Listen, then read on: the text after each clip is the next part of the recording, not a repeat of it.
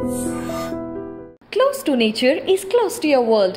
Myron Homes, Cherubic Farms at Chevilla, 7799949104. Goshamahal బీజేపీలో ticket fight నెలకొంది.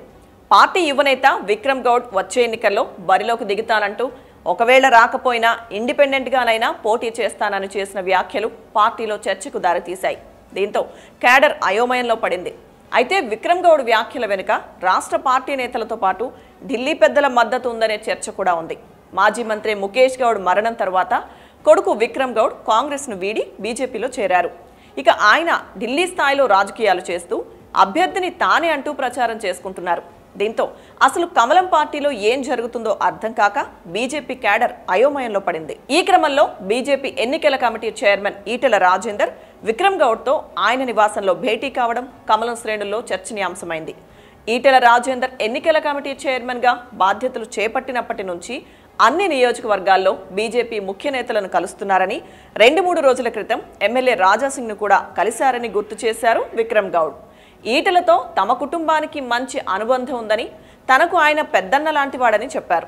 తమ కుటుంబానికి గోషామహల్ నియోజకవర్గ ప్రజలతో 40 ఏళ్ల అనుబంధం ఉందని, ఈసారి గోషామహల్ నుంచి ఎన్నికల బరిలో దిగి విజయం సాధిస్తానని ధీమా వ్యక్తం చేశారు. అవసరమైతే ప్రస్తుత ఎమ్మెల్యే రాజాసింగ్ ఇంటికి వెళ్లి ఆయన మద్దతు కోరుతానన్నారు. రాజాసింగ్ సస్పెన్షన్ పై అధిష్టానం పెద్దలు సరైన సమయంలో నిర్ణయం తీసుకుంటారన్నారు. మరోవైపు పార్టీ అధిష్టానం తనపై విధించిన సస్పెన్షన్ను త్వరలో ఎత్తివేస్తుందని సిట్టింగ్ ఎమ్మెల్యే రాజాసింగ్ ఆశాభావం వ్యక్తం చేస్తున్నారు. 2 సార్లు ఎమ్మెల్యేగా గెలిచిన రాజాసింగ్ వచ్చే ఎన్నికల్లోనూ పోటీ చేసి హ్యాట్రిక్ కొట్టాలని చూస్తున్నారు. వీరే కాకుండా 4 సార్లు కార్పొరేటర్గా గెలిచిన బేగం బజార్ కార్పొరేటర్ కూడా పోటీ చేస్తారనే ప్రచారం జోరుగా సాగుతోంది. దీంతో ఈ నియోజకవర్గంలో ఏకతాటిపైన ఉన్న బీజేపీ 3 గ్రూపులుగా చీలిపోయే ప్రమాదం ఏర్పడింది. 3 నేతల మధ్య అంతర్గత పోరు అధికార బీఆర్ఎస్కు మేలు చేసేలా ఉందనే ఆందోళన కాషాయ క్యాడర్లో నెలకొంది. ఉత్తర భారతీయులు ఎక్కువగా ఉన్న గోషామహల్లో 6 డివిజన్లలో 5 బీజేపీ కార్పొరేటర్లే ఉన్నారు.